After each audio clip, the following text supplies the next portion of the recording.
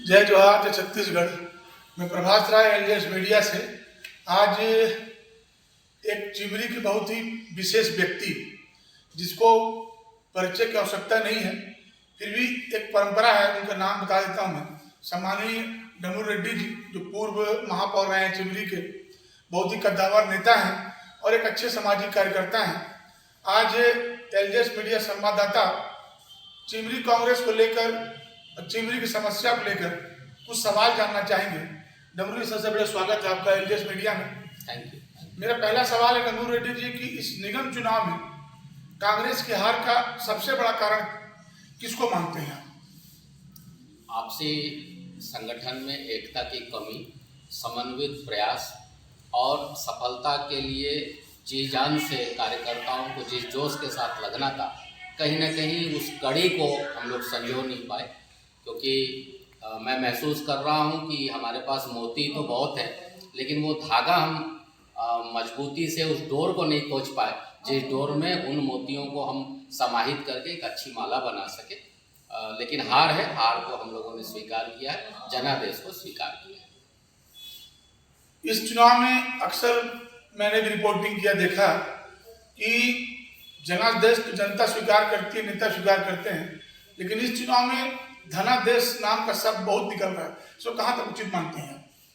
ये बेहद चिंताजनक है और लोकतंत्र में जिस प्रकार से लगातार विधानसभाओं में, लोकसभा चुनाव में, अभी तो इस बार के नगर निगम चुनाव में जिस प्रकार से मंत्री जी ने शासन के दम का, चाहे प्रशासन का पावर हो, शासन का पावर हो, या खुले रूप से दारू मुर्गा बांटना, पैसा बांटना, तो इतना कभी हम लोगों ने चिरमिरी में नहीं देखा था। अब तो पार्षद के चुनाव भी 5 लाख से ऊपर, ऑन एंड एवरेज 5 लाख से ऊपर हो गए हैं। तो बहुत चिंता है। अगर इस तरह से धन बल के आगे जनबल को दबाया जाएगा तो ये लोकतंत्र को कमजोर करने का एक संगठित कुचक्र चल रहा है, जिसका विरोध माननीय राहुल जी केंद्र में कर रहे हैं, कांग्रेस कर रही है, खड़गे जी कर रहे हैं, और हम लोग तो जमीन में इसको देखकर इस बार बहुत आहत हुए हैं और बहुत चिंता है कि भविष्य में आम आदमी चुनाव कैसे लड़ पाए। मेरा दूसरा सवाल है रेड्डी जी कि कांग्रेस पार्टी के लगभग 11 पार्षद जीते, महापौर की हार हुई, और ये चर्चा बहुत जोरों से चल रही है कि संगठन और सत्ता, जब भी सत्ता में कोई विधायक बनता है कांग्रेस पार्टी का, तो अक्सर देखा गया है कि संगठन को दमकिनार कर देता है। ये कहाँ तक सत्य है? पिछले कुछ वर्षों में निश्चित रूप से ये देखने में आ रहा है, और आपकी बात से मैं सहमत हूँ। इस बात से जरूर निर्वाचित होने के बाद नेता संगठन को कमजोर समझ रहे हैं। उसी का खामियाजा है कि हम लोग छत्तीसगढ़ में विधानसभा हारे और अब नगर निगम हारे। तो ये इससे सबक लेनी चाहिए, और न केवल नेताओं को बल्कि कार्यकर्ताओं को भी, क्योंकि हम लोग विभिन्न गुटों में भैया को खुश करने के लिए लग जाते हैं, नेता को खुश करने के लिए लग जाते हैं। तो ये जो है धीरे धीरे करके हम लोग विखंडित हो गए हैं।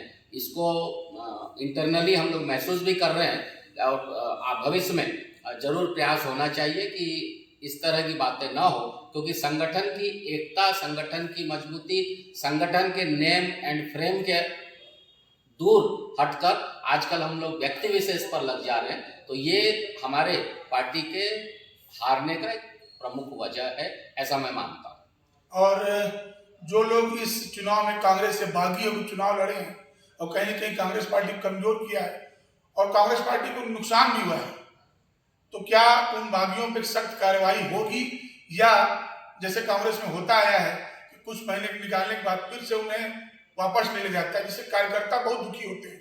इस बात को आप अच्छी तरह जानते हैं, क्योंकि आपको बहुत अच्छा अनुभव रहा कांग्रेस पार्टी में। इस विषय में क्या कहना चाहेंगे आप? देखिए, जो जिन लोगों ने भी अनुशासन को भंग किया है, पार्टी लाइन से बाहर काम किया है, पार्टी लाइन के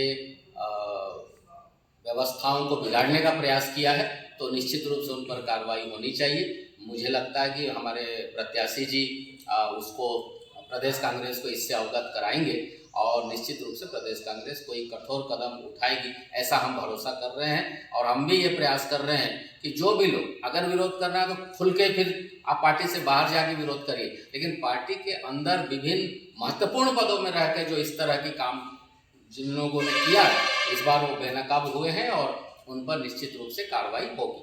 और एक सवाल है चिमरी में, जो मैं चिमरी की बात करूंगा कि चिमरी में जो बेरोजगारी बढ़ रही है और यहाँ पर कई खदानें आई हैं, खदानें तो आ गई, प्राइवेट कंपनियां भी आ गई। सुनने में ये आता है कि इसमें भी बीजेपी के कुछ तथाकथित जो नेता हैं उनसे पेपर साइन कराने के बाद ही किसी व्यक्ति का इंटरव्यू होता है। ये बात लगभग सत्य है। तो इस मामले में जो विपक्ष के लोग हैं, आप जैसे कद्दावर नेता, इस वक्त क्या कदम उठाएंगे? देखिए, मुझे ये तो आभास था कि उसमें शासन होने के कारण मंत्री जी ने कुछ लोगों को अधिकृत किया, अपने कुछ लोगों को अधिकृत किया है, लेकिन मुझे ये नहीं मालूम था कि उनसे पहले इनिशियल स्टेज में उनसे सहमति लेने के बाद कंपनियां इस तरह से दबाव में काम कर रही हैं। तो ये भारतीय जनता पार्टी दबाव की बनाने की पार्टी है और जब भी इनकी सरकारें आई हैं, ये लोकतंत्र के खिलाफ जाकर ही हर काम को करके अपनी वाहवाही करते हैं, अपनी मजबूती में पूरा जोर लगाते हैं और चाहे जो हो जाए इनको धन चाहिए, चाहे जहाँ से आ जाए। तो खदानों, प्राइवेट माइंस पे भी अगर इस तरह का अतिक्रमण इन लोगों के द्वारा किया जा रहा है तो निश्चित रूप से मैं संगठन में इसको बात करके मैं प्रयास करूंगा कि एक बड़े आंदोलन के रूप में हम लोग बीजेपी के इस तरह के जो कुचक्र हैं, जो कुठाराघात कर रहे हैं यहाँ के आम बेरोजगारों के खिलाफ, उनके खिलाफ आवाज उठाकर हम व्यवस्था को एक सुदृढ़ रूप से उनको सहयोग कैसे कर पाए, यहाँ के आम बेरोजगार जो लायक है वही लोग रोजगार में आए, न कि बीजेपी के कार्यकर्ता उस पर काम करें। इस बारे में हम पार्टी फोरम में बात करके इस पर कोई कार्रवाई करने के लिए, कोई आंदोलन चलाने के लिए हम लोग निश्चित रूप से पहल करेंगे। मेरा एक आखिरी सवाल है, इससे अधिक पूछ सकता हूँ आपसे। चिमरी में जब से विगत 4-5 सालों देखा गया या 10 साल से कह दिया जाए, जब से सरकार शराब अपने नियंत्रण में ले ली और ये विभाग को लगभग, आबकारी विभाग को लगभग खत्म कर दिया गया, गली गली मोहल्ले में अवैध शराब कहना तो उचित नहीं है, जहरीली शराब बिक रही है जिसको कई लोग पी के मर चुके हैं, कोई सरकारी आंकड़ा तो है नहीं। इस ओर कई बार समाचार लगाने के बाद भी शासन प्रशासन चिर निद्रा में सोता है। आप विपक्ष के नेता हैं, आप अपनी ओर से युवाओं को क्या संदेश देना चाहते हैं?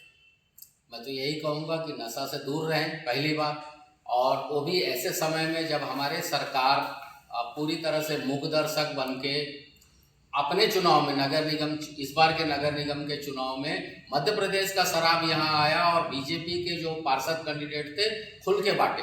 जो प्लास्टिक की बोतल होती है वो छत्तीसगढ़ में नहीं बिक रहा है, लेकिन बावजूद उसके ट्रक जीप आकर वार्डों में पुलिस के मॉनिटरिंग में बांटी गई। तो ये तो बड़ा आश्चर्य है। एक हमारा 30 नंबर का वार्ड है, वहाँ पे हमारे जो पार्षद के कैंडिडेट हैं उन्होंने पैसा बांटते गाड़ी में शराब रखा हुआ का शिकायत पुलिस को किया, पुलिस की वैन आई, पुलिस के अधिकारी आए और अच्छे अधिकारी आए, बावजूद उसके वो कार्रवाई करने के बजाय वो ये बोलते हुए निकल गए कि मैं आगे से आता हूँ। तो ये विशुद्ध रूप से दिखा इस बार हम लोगों को कि शासन ने पूरे अपने जो सिस्टम है उन सिस्टम को पूरी तरह से एक्टिवेट कर दिया कांग्रेस को रोकने और बीजेपी को जिताने में। ठीक है, आज समय उनका है, हम लोगों ने भी, चूंकि लोकतंत्र है तो चुनाव को लड़ना है और मर्यादित ढंग से लड़ना है। हम लोगों ने लड़ा, डॉक्टर विनय जायसवाल के नेतृत्व में लड़ा, डॉक्टर चरणदास महंत जी के नेतृत्व में लड़ा, और कभी तो इनका समय जाएगा और हम लोग एक अच्छे लोकतंत्र में जो व्यवस्थाएं बिगड़ी हैं उन व्यवस्थाओं को फिर से पटरी पर लाएं, आम आदमी को राहत दें, आम आदमी को शासन के प्रति भरोसा जगाएं। इस ऐसे काम करके जो बीजेपी के कुचक्र हैं, जो इनके कुनीतियां हैं, जो दुष्प्रचार हैं, जो जिस प्रकार से सरकार आने के बाद इन लोग जो दुष्टता कर रहे हैं, धृष्टता कर रहे हैं, इन सब पर रोकने, अंकुश लगाने का काम कांग्रेस करेगी। बहुत बहुत धन्यवाद डमरू रेड्डी जी, आपने समय निकाला और एलडीएस मीडिया के सवालों का जवाब दिया। आप देखते रहिए एलडीएस। Thank you.